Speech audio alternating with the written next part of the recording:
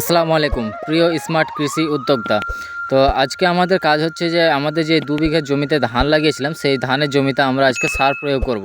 তো প্রথমে আমাকে দোকান থেকে সারটা নিতে হবে, তো এখন আমরা বাজারে চলে এসেছি। বাজারে আসার পর আমরা এখানে সারটা নিয়ে নিলাম। তো সারটা নেওয়ার পর আমরা এখানে এটাকে মিক্স করে নেব, তারপর আমরা এখান থেকে ডাইরেক্ট জমিতে চলে যাব। তো যাই হোক, আলহামদুলিল্লাহ আমরা এখানে সারটা নিয়ে নিলাম। সারটা নেওয়ার সঙ্গে সঙ্গে আমাদেরকে আরেকটা কাজ করতে হবে, এটা আমাকে বালি দিয়ে মিক্স করতে হবে, কারণ এটা হচ্ছে ঘাস মারা বীজ। তো সেই জন্য আমাদেরকে এটা বালির সঙ্গে ভালো করে মিক্স করে ইউরিয়া এবং ডিএপিটাকে মিক্স করে দিতে হবে। তো যাই হোক, আলহামদুলিল্লাহ এখানে আমাদের কাজ মোটামুটি কমপ্লিট।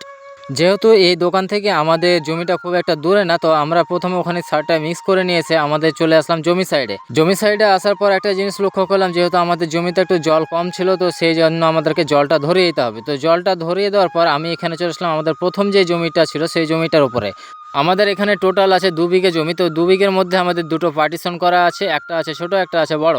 তো প্রথমে আমি ছোটটা দিয়ে শুরু করলাম, ছোট জমিতে আমি সারটা প্রয়োগ করে দিলাম। করে দেওয়ার পর আমরা এখন চলে যাব আমাদের বড় জমিটায়। এই যে আমরা সারটা এখানে প্রয়োগ করছি, সেই সারটা আপনার এখানে মূলত চাপানের আগে আমরা ঘাস মারার জন্য সেই সারটা প্রয়োগ করছি। তো যাই হোক, আলহামদুলিল্লাহ আমাদের এই জমিটাতে সার মোটামুটি আপনার 5 কিলো মতো লেগে গেছে। তো এখানে আমরা সারটা দিয়ে তারপর আমাদের যে ছোট জমিটা মানে বড় জমিটা, সেই বড় জমির মধ্যে চলে এলাম। এখানে আসার পর আমাদের দেখছি এখানেও হালকা হালকা জল আছে, তো আমি জলটা এখানেও ভরে দিয়ে তারপর আমাদের সারটাকে ছিটিয়ে দিলাম। তো ছিটিয়ে দেওয়ার পর আমরা এখন যেহেতু আমাদের সারটা ছিটানো কমপ্লিট হয়ে গেছে, তো যাই হোক, আলহামদুলিল্লাহ এখানে আজকে আমাদের মোটামুটি কাজ শেষ। তো আমাদের করলার জমিতে নেক্সট কাজ আছে, তো ওখানে আপনাদের সঙ্গে দেখা হচ্ছে।